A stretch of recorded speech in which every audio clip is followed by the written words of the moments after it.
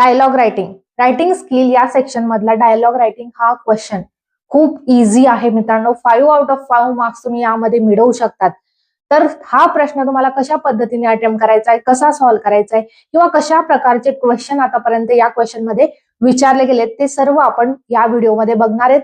जे काही मित्र हो नवीन आहात तुम्ही चॅनलला, तर प्लीज चॅनलला आधी सबस्क्राईब करा, जेणेकरून तुम्हाला माझे नवनवीन व्हिडिओ लगेचच येतील. तर बघा मित्रांनो, डायलॉग रायटिंग और ड्राफ्टिंग अ स्पीच. तर बघा, डायलॉग रायटिंगला और तुम्हाला ड्राफ्टिंग अ स्पीच हा क्वेश्चन असतो. तर तुम्हाला कुठला अटेम्प्ट करायचा आहे, तर तुम्हाला डायलॉग रायटिंग हा क्वेश्चन अटेम्प्ट करायचा आहे. का ते पण सांगते. तर डायलॉग रायटिंग मध्ये मित्रांनो तुम्हाला इझिली 5 आउट ऑफ 5 मार्क्स मिळून जातात. ठीक आहे, त्याला कमी वेळेमध्ये तुम्हाला इझिली तुम्ही आन्सर लिहू शकता. ड्राफ्टिंग अ स्पीच मध्ये हा जो क्वेश्चन आहे थोडा लेंथी आहे, जरा विचार करावा लागतो आणि यामध्ये तुमच्या मिस्टेक्स होऊ शकतात, जसं की ग्रामॅटिकल मिस्टेक किंवा त्याचा फ्लो, स्पीचचा फ्लो व्यवस्थित आहे की नाही. तर ठीक आहे, ह्या गोष्टी प्रॉब्लेम देतात, टाइम जातो, मेन तर टाइम जातो. ठीक आहे, आणि मार्क्सही इतके मिळत नाहीत जे की डायलॉग रायटिंग मध्ये तुम्हाला इझिली 5 आउट ऑफ 5 स्कोर होऊ शकतो. खूप इझी प्रकारे तुम्हाला क्वेश्चन विचारले गेलेले असतात, त्याच्यामुळे तुम्हाला इझिली आउट ऑफ स्कोर याद करता येतो. तर काय असतं बघा, 5 याच्यामध्ये B1 क्वेश्चन असतो डायलॉग रायटिंग 5 मार्कांसाठी. तर B1 पहिला क्वेश्चन असतो आय. ठीक आहे, prepare a dialogue from the jumble sentence, 1 मार्कासाठी. ठीक आहे, डिवाइड होऊन गेलेत मित्रांनो, 1 मार्क, 1 मार्क आणि 3 मार्क. त्याच्यामुळे तुम्ही इझिली स्कोर करू शकता. जास्त लिहायची गरज नाहीये, जास्त तुम्हाला टाइम लागणार नाही, कमी वेळेत तुम्हाला चांगले मार्क्स यात मिळणार आहेत. त्याच्यामुळे हाच क्वेश्चन तुम्ही प्रिपेअर करा. ठीक आहे, तर prepare a dialogue from jumble sentence म्हणजे तुम्हाला काही सेंटेन्स दिलेले असतील, त्यांना क्रम नसेल. ठीक आहे, तर ते क्रमवारीत तुम्हाला लिहायचे आहेत, त्याला तुम्हाला 1 मार्क्स मिळेल. सोपं आहे ना, इझी आहे ना. नंतर कम्प्लीट द डायलॉग, डायलॉग तुम्हाला कम्प्लीट करायचे आहेत. काही डायलॉग तुम्हाला दिलेले असतील, ठीक आहे, आणि काही ब्लँक म्हणजे तिथं तुम्हाला फिल करायचे आहेत. काही डायलॉग्स तुम्हाला लिहायचे आहेत 1 मार्कासाठी. खूप इझी आहे, बिलकुल 1 लाईन मधले आन्सर तुम्हाला इथे लिहायचे असणार आहे. इथे तर फक्त सिक्वेन्स लावायचा आहे, इथं 1 लाईन मध्ये तुम्हाला आन्सर लिहायचं आहे. आणि थर्ड येतं ते म्हणजे राईट अ डायलॉग बिटवीन, म्हणजे 2 कॅरेक्टर दिलेले असतात, the given theme, minimum 3 meaningful exchange. 3 मार्कांसाठी हा क्वेश्चन असतो, 3 मार्क्ससाठी हा क्वेश्चन आहे. तर तुम्हाला डायलॉग्स बिटवीन म्हणजे डायलॉग्स लिहायचे आहेत 2 कॅरेक्टर मध्ये. मिनिंगफुल एक्सचेंज म्हणजे तुम्हाला कमीत कमी एका कॅरेक्टरसाठी 3 डायलॉग आणि दुसऱ्या कॅरेक्टरसाठी 3 डायलॉग, म्हणजे अशा पद्धतीने तुम्हाला डायलॉग्स हे लिहायचे असणार आहे. ठीक आहे, सिंपल आहे, 3 मार्कांसाठी आणि इझिली तुम्ही लिहू शकतात. हे तर आपले फिक्सच आहेत, त्यांना काहीच प्रॉब्लेम नाही. हे थोडे टॉपिक्स कुठल्या प्रकारचे येतात, कसे येतात ते सुद्धा मी सांगेल. तर त्याच्या आधी आपण एक एक्झाम्पल सॉल्व्ह करून बघू की अशा पद्धतीचा आपल्याला एक्झाम मध्ये, बोर्ड एक्झामला क्वेश्चन येईल तर आपल्याला तो कसा अटेम्प्ट करायचा हे एक आयडिया तुम्हाला येऊन जाईल. मित्रांनो, पहिला क्वेश्चन आपला आहे prepare a dialogue from the jumble sentence. जसं की मी सांगितलं, तुम्हाला सेंटेन्स दिलेले असतील, त्याच्यावरून तुम्हाला त्याचं सिक्वेन्शियली व्यवस्थित त्यांना लिहायचं असेल, क्रमवारीत. थोडा मिनिंग बनायला पाहिजे. जे काही दिलेले आहेत ना त्यांच्यात बिलकुल मिनिंग नाहीये, त्याचा सिक्वेन्स बघणार तर मिनिंग नाहीये, त्यांना सिक्वेन्शियली आपल्याला लावायचंय. सिंपल. पहिलं येतं how do you plan your study. ठीक आहे, तुम्ही तुमचा प्लॅन कसा करता स्टडीचा, अभ्यासाचा, अशा प्रकारचा प्रश्न विचारलेला आहे. नंतर दुसरं डायलॉग येतं येस ऑफकोर्स. काहीच मिनिंग बनत नाही, हाऊ डू यू प्लॅन असं विचारलं आणि येस ऑफकोर्स, मिनिंग नाही बनत आहे ना. I wake up at 5 AM in the morning and study. ठीक आहे, नंतर लास्टचं येतं म्हणजे मी सकाळी उठून 5 वाजता अभ्यास करतो. Do you study every day, तू दररोज अभ्यास करतो.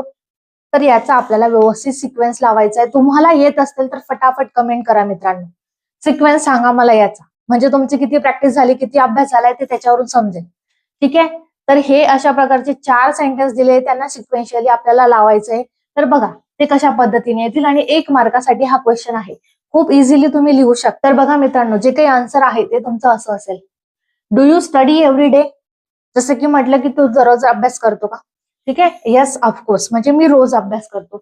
How do you plan your study, तू कसा प्लॅन करतो तुझा अभ्यासाचा. तर I wake up at 5 AM in the morning and study, म्हणजे मी सकाळी लवकर उठतो 5 वाजता आणि अभ्यासाला बसतो. ठीक आहे, अशा पद्धतीचा तो फ्लो झाला आणि त्यात थोडं मिनिंग आपल्याला बसतोय, अंडरस्टँड होतोय. तर असा जो काही क्रमांक असेल तो व्यवस्थित द्या. 1 2 3 4 असा देऊ नका. जो क्वेश्चन नंबर मध्ये दिलेला आहे, जे सेंटेन्स पहिला आले त्याचा क्रमांक जो असेल तोच इथं द्या. ठीक आहे. इथं मिस्टेक करतात बरेच जण. जो क्वेश्चन नंबर मध्ये असेल तोच क्रमांक त्यांना द्यायचा आहे. त्याच्यानुसार तुमचा शिकवेल. नुसतं एवढं लिहून यायचं नाही आणि 4 2 1 3. ओके. पूर्ण सेंटेन्स लिहायचं जे काही असेल त्या आन्सर मध्ये अशाच पद्धतीने, तेव्हाच तुम्हाला 1 मार्क मिळेल. नंतर पुढचा क्वेश्चन येतो आपला. हा क्वेश्चन सुद्धा अतिशय सिंपल आहे मित्रांनो. Complete the dialogue. Dialogue complete करायचे. 2 डायलॉग दिले, 2 आपल्याला लिहायचे 1 मार्कासाठी. अनिकेत आणि महेशचं कन्व्हर्सेशन आहे. सिंपल छोटे छोटे बघा मित्रांनो, एकदम छोटे छोटे डायलॉग्स आहेत. आपल्याला पण असेच छोटे छोटे डायलॉगने फील करायचं आहे. Aniket sed, do you like a pet animals? तुला पेट अॅनिमल्स आवडतात? महेश काय म्हणेल याच्यावर विचार करायचा हा थोडासा. Aniket why do you like pet animals? Mahesh, म्हणजे जे काही महेशचे डायलॉग आहेत ते आपल्याला लिहायचे असणार आहेत. तर आन्सर लिहिताना तुम्ही पूर्ण लिहाल ना, फक्त इतकं लिहून चालणार नाही. पूर्ण लिहाल. कसं लिहाल ते पण सांग. तर आन्सर मित्रांनो तुम्हाला असं लिहावं लागेल. Aniket says, do you like pet animals? आणि Aniket says, why do you like pet animal? तर बघा मित्रांनो, इथं म्हटलंय लाईक, आपण नो म्हणू शकत नाही. त्याच्यामुळे आपल्याला इथं लिहावं लागेल महेशच्या डायलॉग मध्ये, yes I like pet animals, कारण की याच्यावर हा पुढचा डायलॉग डिपेंड आहे. तेवढा तरी ऍटलिस्ट विचार करायचा. काही गडबड नाही करायची, नाही तर 1 मार्क हातातला तो पण चालला जाईल. Why do you like pet animals? त्याचा आन्सर देईल Mahesh, because they are loving and loyal. ठीक आहे. अशा पद्धतीने तुमचं आन्सर असेल. फक्त नुसतं जे लिहायचं तेवढंच लिहून मोकळं व्हायचं नाही, पूर्ण लिहायचं. 1 मार्काच्या क्वेश्चनने पूर्ण 1 मार्क तुम्हाला इथं मिळेल. किती इझिली जसं विचारलंय, सिंपल छोटे सेंटेन्स आहे तसंच आपल्याला लिहायचंय. याच्यात तुम्ही काही वेगळं टाकू शकतात, काही प्रॉब्लेम नाही. असंच यायला पाहिजे असं काही नाहीये. तुम्ही वेगळं सेंटेन्स, फक्त इथं तुम्ही नो म्हणू शकत नाही, कारण की जो नेक्स्ट डायलॉग आहे तो पॉझिटिव्ह वेने विचारला गेलेला आहे. ठीक आहे. एवढं थोडं काळजी घ्या. हा क्वेश्चन तुम्हाला इझिली जमेल. पुढचा 3 नंबरचा क्वेश्चन कसा असतो? तो क्वेश्चन आहे, write a dialogue between Ram and Shyam on the given theme. Given theme वर राम आणि श्यामचं डिस्कशन असेल. ठीक आहे. डायलॉग्स असतील. मिनिमम 3 मिनिंगफुल एक्सचेंज, कमीत कमी 3 त्यांचे मिनिंगफुल एक्सचेंज झाले पाहिजे. तर टॉपिक दिला आपल्याला 3 मार्कांसाठी, the importance of tree plantation. Tree plantation, झाडे लावण्याचे महत्व काय ते तुम्हाला लिहायचं असेल. इझी आहे. खूप सिंपल टॉपिक यात विचारले गेलेलं असतं मित्रांनो. 3 मार्कांसाठी आहे. याचा आन्सर तुम्ही काही अशा पद्धतीने लिहिणार. राम आणि श्यामचं डिस्कशन असल्यामुळे त्यांचंच नाव यायला पाहिजे. खूप सिंपल गोष्टी आणि कॉमन गोष्टी आहेत, त्या तुमच्या लक्षात राहायला पाहिजे. राम सेज, कशावर लिहायचंय? The importance of tree plantation, लक्षात ठेवायचं. त्याच्यानुसारच डायलॉग आले पाहिजेत. Hi Shyam, have you notice how the weather is getting hotter every year? Hi Shyam, hi hello हे तर फिक्स आहे. स्टार्टिंग जेव्हा करणार तुम्ही डायलॉगची ते फिक्स असेल. हाय श्याम, हाय राम, म्हणजे अशा पद्धतीने स्टार्टिंग असेल. तर तो म्हणतोय नंतर, तू नोटीस केलं का की दिवसेंदिवस किती तापमान वाढतंय? असा सिंपल एक डायलॉग घेतलाय रामचा. जास्त मोठा नाहीये, त्याच्यामुळे ग्रामर वगैरे काही चुका होणार नाही. सिंपल पद्धतीने.